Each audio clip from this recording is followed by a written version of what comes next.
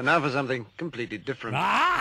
Forget everything you've been told by others before. Get ready for the real deal, the full story. Real talk about money, markets, life. Now, it's The Real Investment Show with Lance Roberts, presented by RIA Advisors. And good morning. Welcome to The Real Investment Show. Of course, it's Monday as we get ready to wrap up the week of the month of October, right around the corner. Next week, of course, Halloween. Then we get into November, December. Of course, that's Thanksgiving, Christmas, lots of spending, lots of family, friends. Then everybody's glad it's over. And then it's all fun while it lasts. And it's like, I'm glad that's over. But anyway, so markets continue to trade a bit sloppy last week, and again, kind of the markets haven't participated as well. But despite all that, it's really kind of just normal kind of seasonal weakness. And again, we wrote an article about 3 weeks ago talking about October weakness, and that it's possible that because of this being a pre-presidential election year, which statistically suggests that markets remain weak during the month of October, that we could well see that. Well, that's exactly what's happened so far, is that markets have remained fairly weak during the month of October. And again, we haven't really gone anywhere now for a couple of months, actually going all the way back here. We've got to get back to basically June of this year. We've kind of gone nowhere since then. Now, of course, we had that big rally from the March lows to June, but since then, the market's just really kind of trading weekly here as we kind of get ready to wrap up the month. But then we get into November, December, and things look, start to kind of brighten up here a bit as well. We have a lot of stuff kind of going on as we get into year end. We'll talk about that some more here in just a moment. Outside of that, over the weekend, of course, continued escalation of what's happening over in Israel, certainly weighing on the markets. Geopolitical conflict always kind of weighs on sentiment, markets, etc. So that's not surprising as well. Interest rates remain high here, and that's this morning ticking up, 10-year at about 5% this morning. That's certainly weighing on sentiment as well. So again, just kind of a lot of things that are all kind of playing into this current narrative of negativity that we have right now. But the question becomes, is the year-end rally that we're expecting in jeopardy? And that's certainly a potential possibility. Is it? And then, as we said this before, is that while statistically speaking, you should get a rally into year-end, it's not a guaranteed thing, right? There's a lot of stuff going on right now. The Federal Reserve starts their meeting next week on Halloween, no less, October 31st, November the 1st. They'll announce their next kind of rate hike, kind of outlook at that meeting. It's not going to change a whole lot. Thursday, of course, Jerome Powell this past week gave a speech to the Economic Council and talked about the fact that interest rates, are kind of higher for longer here, but that the rise, and again, he echoed a lot of the sentiment that we'd heard from all the other Fed speakers all week long last week, talking about the fact that the higher 10-year yield rate is doing the work for the Fed. And that's acting as an increase in Fed rate hikes. So there's not as much for them to do at this moment. Of course, he also turned around and had to leave that one rate hike out on the table. And that's what kind of spooked the bond market on Thursday and Friday, was this idea of one more rate hike. But as we said before, the Federal Reserve can't take that rate hike off the table. They can't say, we're done hiking rates. They're going to continue to leave that rate hike sitting out there just in case they do need it. If we do get a pickup in inflation, they need to be able to do that. So they're never going to come out and say, we're done hiking rates. But again, every Fed speaker last week, even Jerome Powell, noting that the rise in the 10-year yield has acted as about acted equivalent to 3 rate hikes. So the financial conditions in the market has tightened by about an additional 80 basis points because of that rise in the 10-year yield and the tightening of financial conditions. So the Fed doesn't need to do as much work here, but they're also not going to come out and say, hey, we're ready to cut rates, because again, that would undo all of the work they've done. So expect at this meeting next week that nothing much is going to change from that position. They're not going Jerome Powell's not going to change his position from last Thursday to next Tuesday. So again, what you're going to hear next week is pretty much going to be the exact same speech that he just gave to the economic symposium. So again, that weighed a bit on the bond market on Thursday and Friday. Pushed rates up here a bit today as well. And again, that is acting as a further brake on economic activity. But of course, at the same time, economic activities remain very strong. So, this all kind of just plays in to kind of this current environment we live in. Until we start to see a real break in economic activity, it's going to be a little bit longer here. Okay, here's what you need to know before the bell this morning. As I was saying, the market is certainly kind of working within this correctional phase, that correctional weakness, that summer weakness running through the month of October. As we've stated before, that's certainly well within the context of normality, particularly within a pre-election year as we're in right now. Weakness tends to run through the month of October. And then you get better performance as we get into November, December, certainly playing along with that. But in the short term, technicals certainly at risk here. Markets are looking to open a little bit lower this morning. Dow's now at about 176 points this morning. Of course, that can change pretty quick. But markets flirting with that 200-day moving average, and we certainly want to pay attention to that. Now, again, as we've talked about before, be real careful with technical analysis. One of the mistakes that people make is that as soon as you get a break of a moving average, it's like, oh, I got to sell. It broke the moving average, I've got to sell because that's my stop. Be a little careful with that, because more often than not, what will happen is markets will break a particular moving average and then immediately recover and go right back above it. And this is why a lot of people get frustrated by technical analysis, like, oh, it doesn't work, it broke the 200-day, then turned right around and went up, I got stopped out of everything, and I missed the rally. That happens a lot. So what you're looking for here is what we call a confirmed break of the 200-day moving average. So you're looking for the break of the moving average to occur with some kind of veracity. And Friday we closed just barely below it. So that doesn't, we're sitting on it right now. We're just a little bit below it. But you're looking for a confirmed break below that, the market to come back up, retest that 200-day moving average, and then fail at that 200-day moving average. If that occurs, that is a confirmed break of the 200-day. That is your sell signal to reduce equity risk in your portfolios. Be real careful, as I said, though, with these real short-term breaks, because again, it's not uncommon to see the market break this, then turn right around and turn back up for a rally. And again, this is where you get frustrated in a lot of cases. Markets are oversold here on a short-term basis. We did re-trigger that MACD sell signal, but it's at a pretty low level, which suggests that downside is probably limited in this rally. So again, even if we do kind of break this 200-day moving average, there's a lot of support sitting here right at 4,200, and then you've got a lot more support sitting right around 4,100 and then 4,000. So again, when you kind of take a look at the markets where they are, there's a lot of the selling pressure has been done. If we go back to the March lows to the June, July highs, we've already completed a 50% retracement of that advance. So again, now normally that's about what you would expect in a corrective phase. So we're probably closer to the end of this correction than not. And then of course, as I said, that kind of sets us up for that November, December rally. You've got your stock buybacks starting in November. Then you've got basically year-end performance chasing and rebalancing by mutual funds into December. Doesn't mean it's going to be just a straight up shot by any stretch of the imagination, but more than likely you're going to have a little bit more upside the market. I would use that rally to begin reducing risk in your portfolio before we get into 2024, because next year may be a very different story. That's what you need to know before the bell this morning. When we come back, lots of stuff to get into, so don't go away. More of the Real Investment Show coming right up.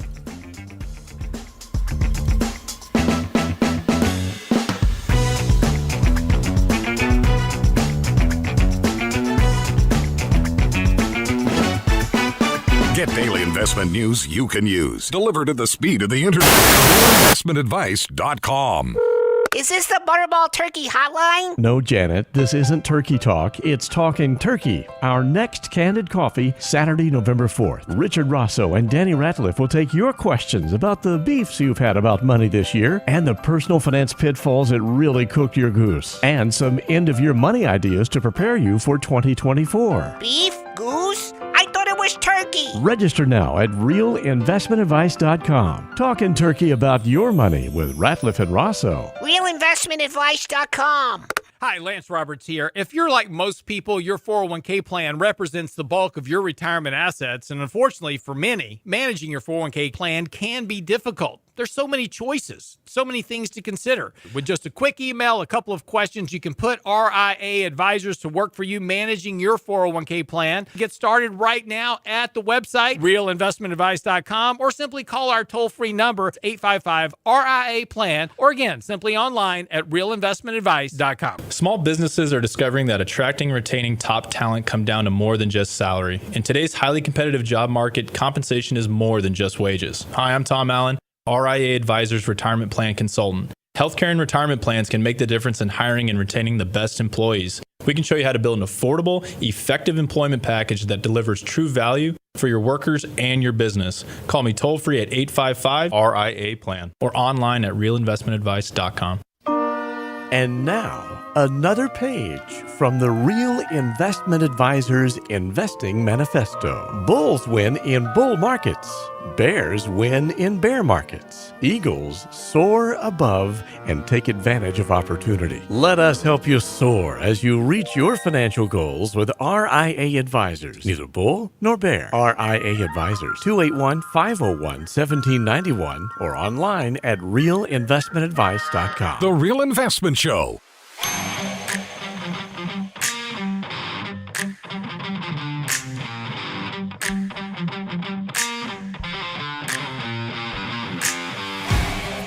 Hey, morning. Welcome back to the show. So last night, my wife was cooking dinner, of course, and she cooks dinner every Sunday. It's just kind of her thing. And so, of course, after dinner, we're, cleaning everything up, washing the dishes, putting stuff into containers to, for leftovers, because leftovers are a great thing, right?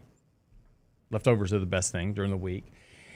So, she's in the kitchen and she's over wrestling with the saran wrap, and she's not wearing her glasses as usual, and so she's trying to find the little edge on the saran wrap, and she's kind of mumbling under her breath, and she's kind of wrestling with the saran wrap.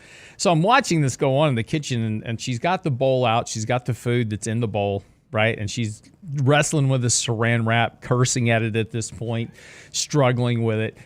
And so, I looked at this bowl, and it has a lid that goes on it. And so I looked in the drawer. Now, my wife is the worst when it comes to Tupperware of anything.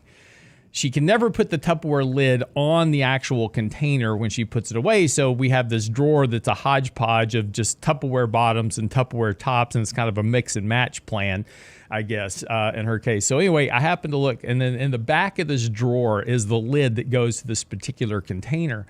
So I reach in very quietly, I get it, I put the lid on it, and I walk out of the kitchen. Now, by the time I get to the living room, I hear, aha! And she's got this piece of saran wrap off the wrapper. Now, it's all like mangled up, right? It's the edges are all ragged, and it's all wrinkled in the middle, and it's kind of stuck together. And I'm like, I don't know what you're going to do with that, but she's holding up. She's so proud of herself because she's got this piece of saran wrap in her hands, and she turns around to put it on the container, and it's sitting there with the lid on it. And then came the string of profanity, and the saran wrap came throwing out of the kitchen at me. So I did nothing. I just put the lid on the container. Anyway, I'm filing for husband abuse. Anyway, lots of stuff kind of going on right now. Again, talking about the Federal Reserve last week, Jerome Powell made a few statements, and we addressed this weekend in our newsletter. So if you haven't been by our website yet and read our weekly newsletter, we publish that every week. If you subscribe to it, we email it to you on Saturday morning, and so you'll have a copy of it. But we kind of went through some of the comments that Jerome Powell made last Thursday, and it was a fairly dovish message. And initially, when Jerome Powell started speaking, yields fell pretty sharply. When he started talking about financial conditions, these are his quotes, financial conditions have tightened significantly in recent months, and longer-term bond yields have been an important driving factor in this tightening. We remain attentive to these developments because persistent changes in financial conditions can have implications for the path of monetary policy. So what he's saying is, very clearly, is that higher interest rates on the 10-year Treasury is doing the job of the Federal Reserve, which means, quote unquote, they won't need to hike because it's already doing the job for them, and they're remaining attentive to that. But again, as I said, going into the meeting last week, he can't take that one rate hike off the table. That one kind of rate hike that's sitting out there, he has to leave that out there, because if he took it off, if he said, hey, we're done hiking rates, immediately yields would fall sharply. You'd be at 4% before you know it. And the stock market would take off, and that would boost consumer confidence. Lower interest rates would remove that tightening effect of financial conditions, and then potentially put inflationary pressures back on the table, the risk. And so the Fed's very cautious about wanting to remove that one rate hike because of the adverse reaction that markets would have, which would undermine their ability to fight inflation. And this is what he said: additional evidence of persistently above trend growth in the economy, or that tightness in the labor market is no longer easing, could put further progress on inflation at risk and could warrant further tightening of monetary policy. In any case, inflation's too high, and a few months of good data are only the beginning of what now. And this was the kind of the key sentence that the market overlooked, right? So they took that first part of that sentence and said, oh my gosh, he's still going to hike rates and he still thinks inflation's a problem. But then they overlooked the last part of the sentence, which said, in any case, inflation is still too high. Okay, he's going to have to hike rates more, right? And a few months of good data are only the beginning. Now, they took that as saying a few months of good data, of economic data, growth, retail sales, et cetera. But that's not what he said. You have to go to the end of the sentence. He says a few months of good data are only the beginning of what it will take to build confidence that inflation is moving down sustainably toward our goal. So what he's talking about in terms of good data is that the inflationary pressure readings have been declining. Yeah, they've ticked up here over the last couple of months.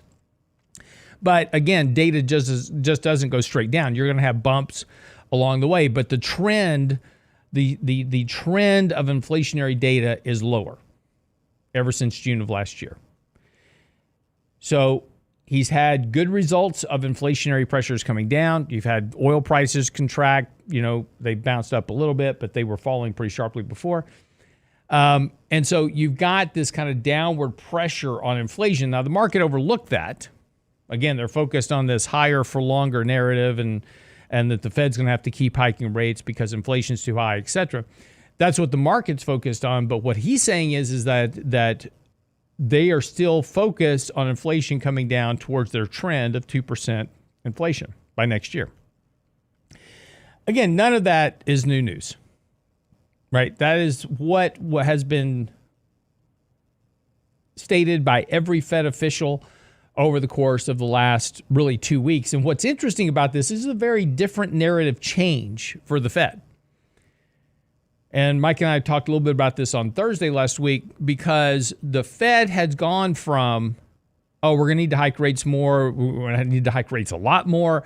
Inflation's still a big problem. That was what the narrative was earlier this year. All of a sudden, very quickly, as interest rates approach 5%, just in the last 2 weeks, that narrative immediately changed to, we're done hiking rates. Rates are sufficiently restrictive. The yield on bonds is doing our job for us.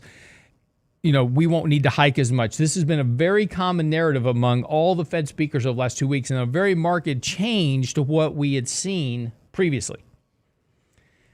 So again, next week, as I said in the first segment, Tuesday, Wednesday, is the next Fed meeting. And nothing's going to change here between Powell's speech on Thursday. They're not going to drastically rewrite everything between Thursday of last week and next Wednesday. So expect the same statement from Jerome Powell on next Wednesday. No rate hike. Interest rates are doing the job for us. Inflation's coming down towards our target. They will also probably set the table of no rate hike in December. Very likely, we have seen the last rate hike in June. It will take some time before the market begins to realize the Fed is now done hiking rates. And that probably won't be until the first half of next year before the market finally realizes that. But, this is just something to keep in mind. What the Fed says is they're trying to guide the market and market participants to their goal. And what they don't want is for the market to front run the Fed. In other words, they don't want bond traders to start buying bonds rather than shorting them, which causes interest rates to fall sharply. That, again, creates a problem of loosening monetary conditions, which can create a resurgence in inflation. The Fed was Jerome Powell was pretty clear on Thursday. They still want higher unemployment and they want slower economic growth. That message was very, very clear in a statement. They are going to maintain these higher rates until the economy breaks. That's just a function of time. But that's what they're wanting. So yes, we've had a good bit of strong economic data here over the last couple of months. Retail sales, last week as an example was strong, much stronger than expected. But a lot of this is lagging data. And over the next couple of months, we'll see how we do as we get to two of the biggest shopping months of the year. We got Thanksgiving coming up, then you've got Christmas right around that. Retail sales will be very telling as to the real state of how strong the economy is over the next couple of months. But again, all of this data is lagging, and it's all subject to very big negative revisions. And this is why when we look back over time, by the time the National Bureau of Economic Research comes out and says, oh yeah, the recession started here, it's 6 to 12 months previous. And if you go back to that period in time and say, okay, well, what was economic growth then? Well, economic growth was always running at 2.5% or 3.5%. And then we find out 6 to 12 months later, it wasn't. After the revisions, we find out that economic growth was running negative. Because we're looking at data that's subject to heavy revisions. So this is why it's always very challenging for investors. There's not a clear-cut signal that says, okay, hey, this month, the economy just fell off the cliff, because we just never know that. And we won't know that till sometime late next year. If you want to assume that a recession started in Q3 of 2023, you're not going to know that for a year until they come back and do the revisions to the data. And that's always the problem with these recessions. You're never going to know when the recession actually started until 6 to 12 to 18 months after the fact. All right. Come back after the break. Don't go away.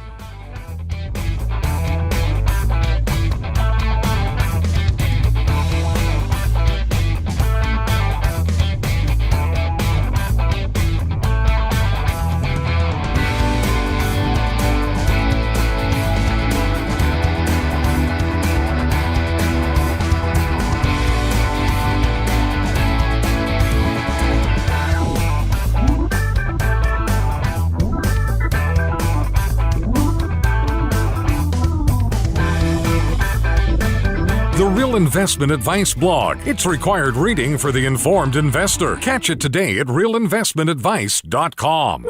Is this the Butterball Turkey Hotline? No, Janet, this isn't Turkey Talk. It's Talking Turkey. Our next Candid Coffee, Saturday, November 4th. Richard Rosso and Danny Ratliff will take your questions about the beefs you've had about money this year and the personal finance pitfalls that really cooked your goose, and some end-of-year money ideas to prepare you for 2024. Beef? Goose? I thought it was turkey. Register now at realinvestmentadvice.com. Talking turkey about your money with Ratliff and Rosso. Realinvestmentadvice.com. Health and financial security touches everyone within your organization. Offering benefits for all doesn't need to be complicated. Hi, I'm Tom Allen, Senior Benefits Consultant at RIA Advisors. RIA Benefits provides independent expertise to find solutions that speak to the mission of your business, the culture you want to establish, and the budget you are able to work within. Book a free consultation with me at realinvestmentadvice.com/retirement, and we'll find a solution that takes care of your most important asset, your people. realinvestmentadvice.com/retirement, realinvestmentadvice.com. You're listening to The Real Investment Show.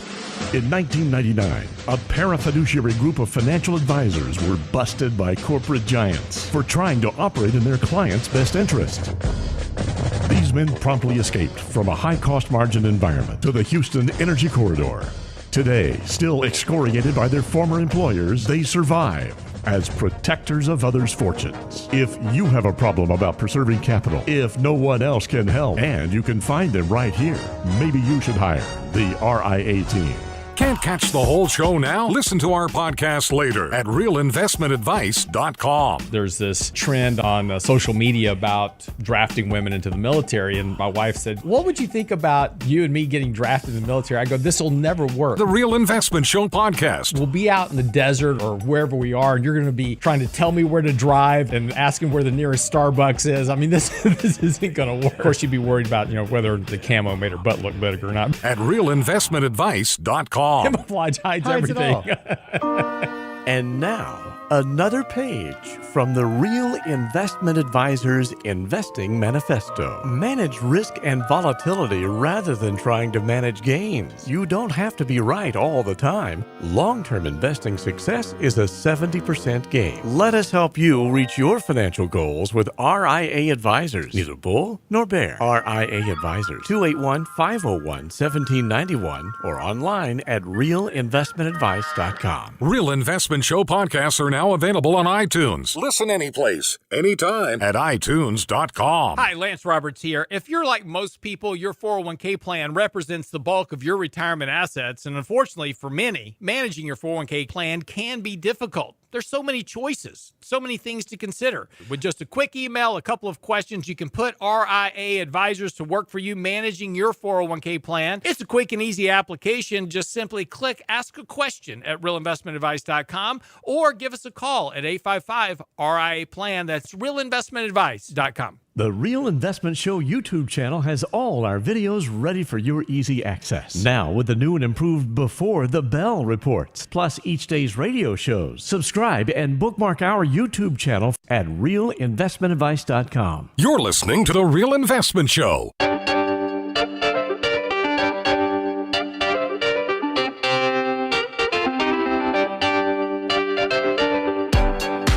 So welcome back to the show this morning. All else is not equal. So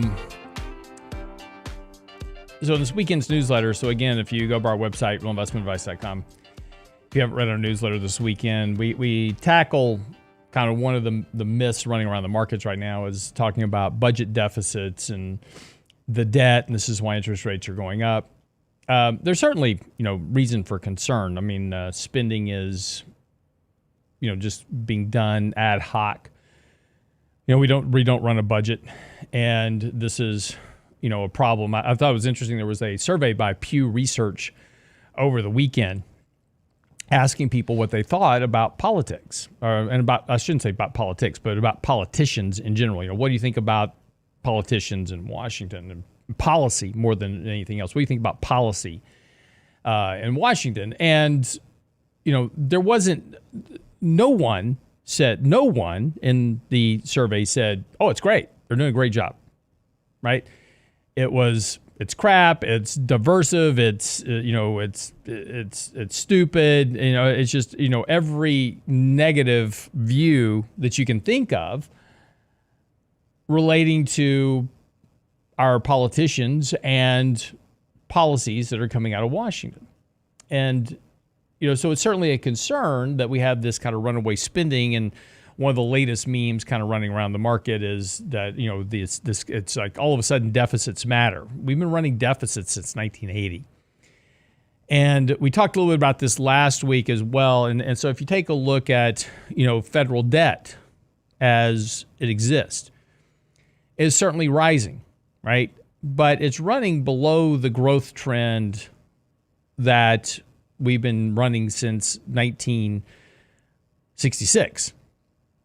And what's important about this is that when we take a look at, kind of the drivers of the deficit, right?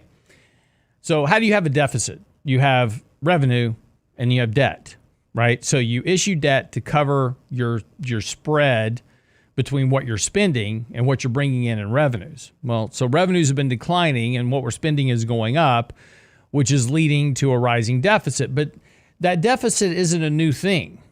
We've been running a deficit since 1980. And revenues are growing, kind of along its trend.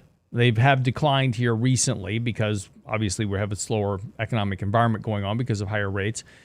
Spending has contracted back to its long-term kind of growth trend after that big surge that we had in 2020, 2021. So yes, it seems like we're spending a lot of money, and we did spend a lot of money back in 2020, 2021, absolutely. $5 trillion of checks sent directly to households. That's why you have inflation. But spending is now kind of returned back to the normal trend of our spending, and deficits are resuming along their long-term exponential growth trend. So again, it's certainly concerning that we have this, rising deficit, but and in an environment where you would think about this, the thesis or the meme at this moment is that, well, it's all this spending is what's creating more debt and more higher interest rates because nobody wants to buy our debt. If they want to buy the debt, they're going to charge a higher rate. And in a world where all else is equal, that's a true statement. So bond traders saying, hey, look, if you're going to issue a lot of debt, I'm going to have to charge you a higher rate. I've got to compensate for inflation. I've got to compensate for risk.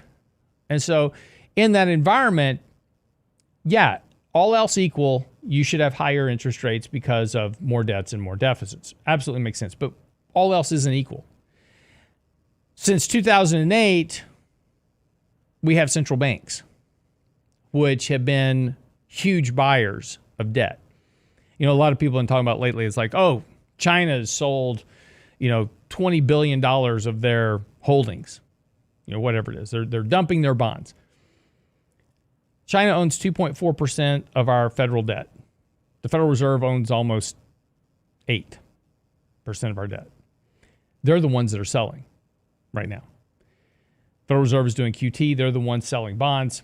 Most of those are just letting bonds roll off to maturity, but they are technically reducing their holdings of federal debt. So all else is not equal in this environment. And when there is and this is one thing that Jerome Powell said in his meeting and his speech last Thursday, he said, look, if something happens, right, if we slow the economy too much, we have the tools to deal with that, which means we'll go and buy bonds. So they will be back. They will return to being bond buyers at some point. So all else is not equal. Janet Yellen recently said that they need interest rates between 1% and 2% in order to keep issuing debt and running the country and bring interest costs down. How do you get back to 1% to 2%? Fed cuts rates. Fed starts buying bonds. You have a recession. That's how you get rates back to 1% or 2%. Pulls the stress off the bond market, pulls the stress off the housing market, etc.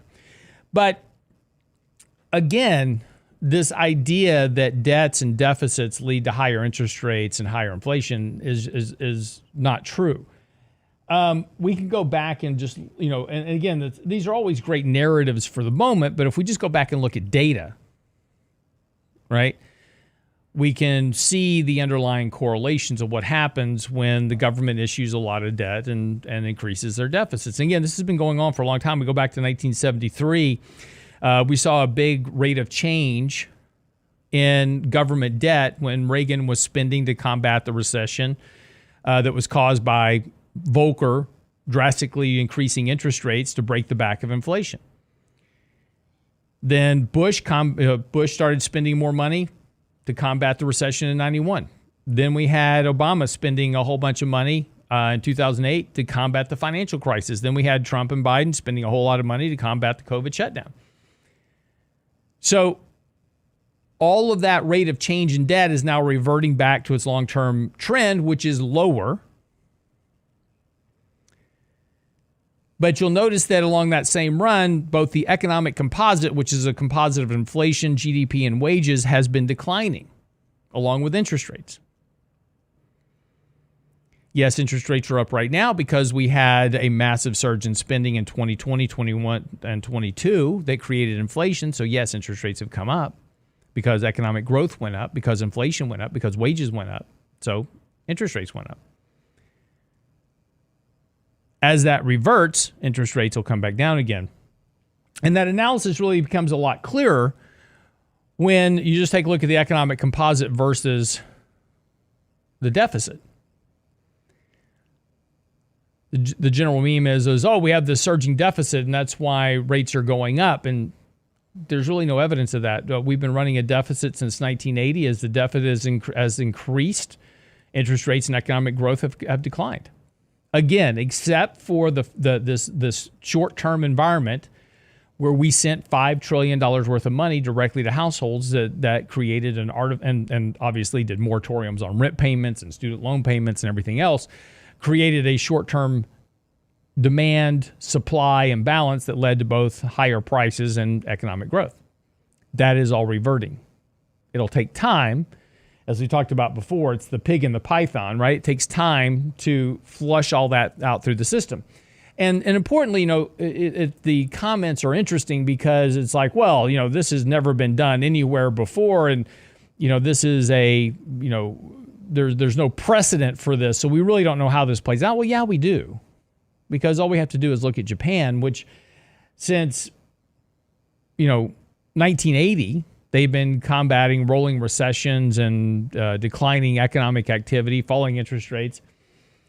The Central Bank of Japan, now owns 80% of the bond market, the ETF market. They've been doing a variety of stuff, and that's kept inflation running low. Interest rates remain near zero. And if we look back, over the course of time, interest rates continue to decline. They have little spurts of economic activity followed by recessions. They have rolling recessions about every 3 to 4 years. So, that's the environment that we're heading to. They have 210% of debt to GDP. We're about 114 right now. So they have a lot of similarities to the U.S. over time. And importantly, all rates are relative around the world. Remember that we operate on economic balances. This is why, countries buy or sell our treasuries to keep their currency in line. Interest rates move in direction with each other. And if you take a look at the long-term interest rate of Japan, long-term interest rate of the United States, all rates are relative over time. And we have a lot of similarities. We have aging demographics. We've got, large import-export imbalances. We have, high debt to GDPs, high dependency on welfare programs, all these type of things. We have all the same kind of backdrop that Japan has, and they're in much worse financial shape than we are, but the world hasn't come to an end. They don't have, if large debts, if large debt to GDP ratios and big deficits led to higher rates, the interest rate in Japan would be double digits, but it's not. It's near zero. In fact, they're having to do yield curve control to keep it above zero. So be careful with narratives. They make for great headlines in the short term, but generally they don't hold a whole lot of water over time. All right, quick break. We'll come back, wrap up the show. Don't go away.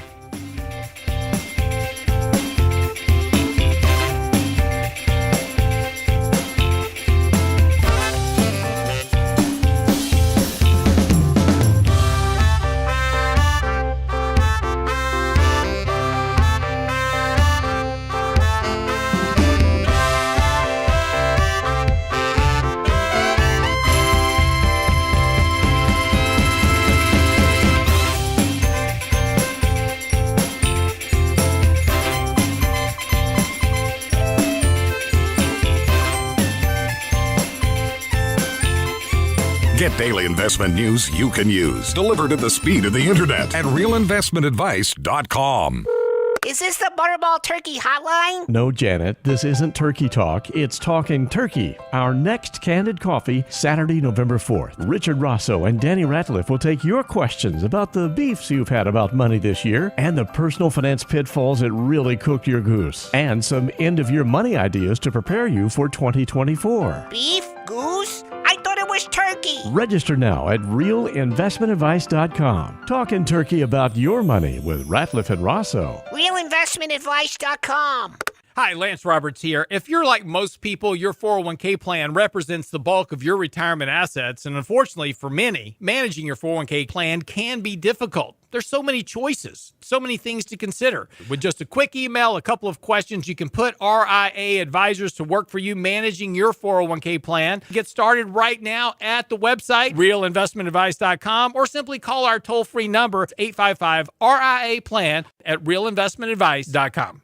Small businesses are now being challenged by the lack of employees and how to attract and recruit the best employees. To get the better employee, you'll have to offer a better package. Hi, I'm Tom Allen, RIA Advisors Retirement Plan Consultant. Don't assume a 401k plan is too costly or complicated for your small business to offer. Let us show you how to make the most of an affordable and effective plan that will deliver true value for your business and your employees. Call me toll-free at 855-RIA-PLAN or online at realinvestmentadvice.com. That's realinvestmentadvice.com.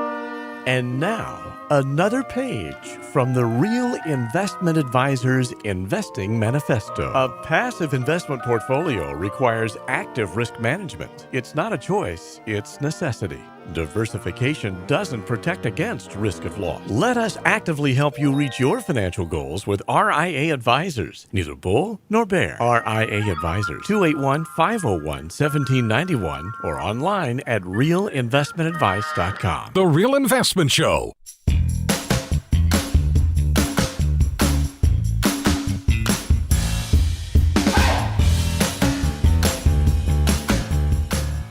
So, if you take a look around the world right now, it certainly seems to be hectic, chaotic, dire. At this moment, we've got conflicts on two continents now, and, lots of concerns about, wealth inequality and political division and the cost of food and we've got racism issues, et cetera. And, these all seem to be like a new era, right? This is the first time this has happened in our country ever, and it's interesting that we've had strikes, union strikes all around the country of union workers, whether it was the Actors and Actors Guild or the Writers Guild or the Auto Workers Guild. They're all demanding more money, and they want fair work environment, or whatever it is. But this certainly seems like a different time, and I thought it was interesting because when I was growing up, my dad used to, always talk about my generation being y'all are the worst generation. I feel for y'all, going forward because y'all are just destroying the country. Maybe he was right, but it's just it always comes from a people's perspective of where they are in time. And I remember growing up with my dad, who was born in 1936. My mom was born in 1934. They grew up and they were, babies during the Depression, and then they were old enough to remember World War II and lived through that. And what came after as well. And of course we had this huge economic boom. They went through the inflation of the 70s, and so they were crafted by that era and time.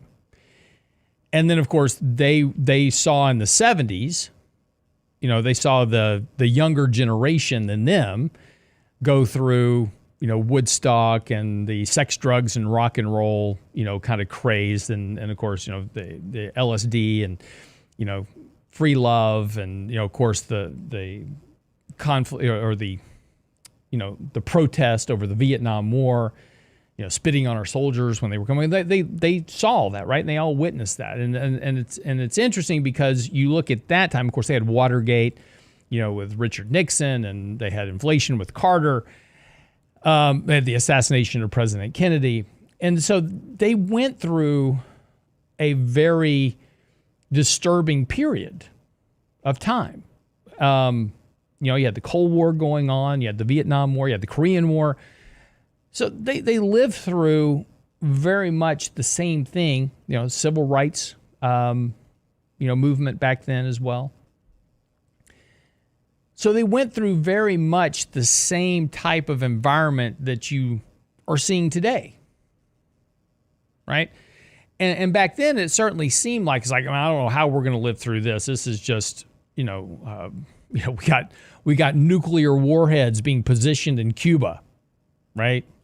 Bay of Pigs and all that. So they had tons of fears, just like we have today. And they were worried about high interest rates and high inflation rates back then, what that was going to do. And the important part about this is that we go through these periods in time. And somehow, miraculously, we come out of it. And we kind of reset the table a bit. We kind of get focused back on what's important. And we grow our economy again. And again, my parents were convinced that my generation, this rock and roll generation, it's terrible music. I don't know why y'all even call that music. Right? Their views were really no different. I thought it was interesting because Brent always posts some little notes on my screen in the morning in case I run out of material. But this one piece he put up today was really kind of apropos to this point. It was comments made in the year 1957. I'll tell you one thing, if things keep going the way they are, it's going to be impossible to buy a week's groceries for $20. I'm afraid to send my kids to the movies anymore ever since they let Clark Gable get by with saying damn in Gone with the Wind. Now it seems like every new movie either has hell or damn in it. Have you seen the new cars coming out next year? It won't be long before $5,000 will only buy you a used one. But these were real concerns, right? If cigarettes keep going up at this price, I'm going to quit. $0.25 a pack is ridiculous. But they were dealing with the same thing that we're dealing with today, and they certainly had the same set of concerns. They were sending, and unlike today, where we're watching conflicts from afar, they were sending their children to these conflicts. Korea, Vietnam, Grenada, so forth, so on. So, it's understandable. And the reason I bring this up is that, first of all, the world didn't end. We got through it. From a financial perspective, we got through it. Markets traded poorly for 20 years, from the 1960s, 1980s. Markets went, early 1980s, markets went nowhere. They went sideways. On an inflation-adjusted basis, your return over that 20-year period was about negative 10% after inflation. That period, in 1973-74, that was the big crash. We had 3 bear markets prior to 1973-74, between 1960 and then. 1973-74 was called a black bear because at the bottom of the market in 1974, nobody wanted to own stocks.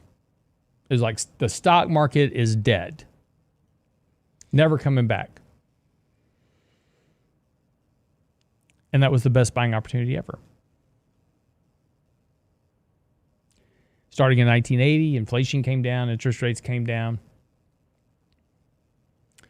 Deregulated the financial industry. People got back to work. We innovated new technologies with Federal Express and the internet, computers, etc. And what seemed to be one of the darkest periods ever, right? Unless you grew up through the Depression, turned out to be the beginning of something that lasted for 20 years. You went through a 20-year boom in economic growth and wealth and prosperity and, increases in the financial markets. So my point is that, look, things are really dire right now. I get it.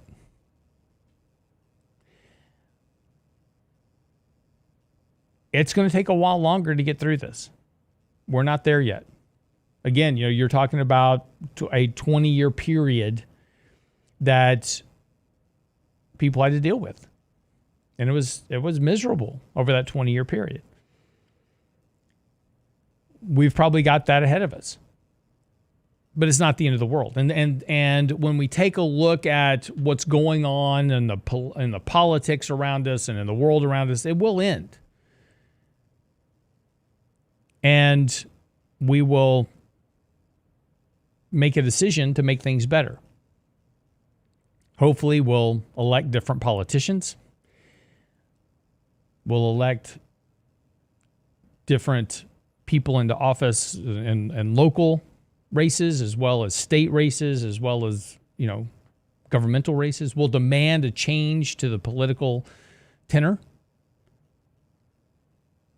And, we'll realize the fallacies and the flaws of what we believe to be the hot movements of the moment and get back to things that actually make the economy stronger.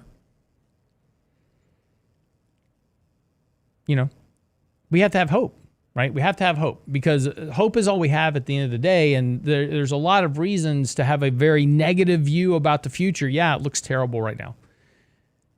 It looked terrible to people back in the late 50s and 60s as well. They survived it. They got through it. Better times ahead. So, again, maybe this time is different. I don't know. But I think you've got to have hope that at some point things will get better. Because, again, the people that were, my parents and my grandparents that were living when I was a child had the same view about the world that, thank goodness I won't live to see the day when the government takes half our income in taxes. I sometimes wonder if we're electing the best people to Congress. The things they worried about came true in a lot of cases. But the world went on.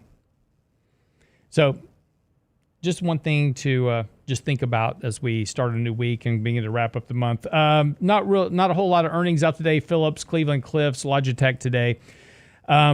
Big ones tomorrow. Google, Microsoft, Coke, General Motors, General Electric, Raytheon Technologies, Spotify, Snap, Teladoc, Texas Instruments, Verizon, Visa, and 3M tomorrow. So really going to get into the meat of the S&P 500 starting tomorrow. We've had about 17% of the S&P report so far. Right now, the beat rate's around 73%.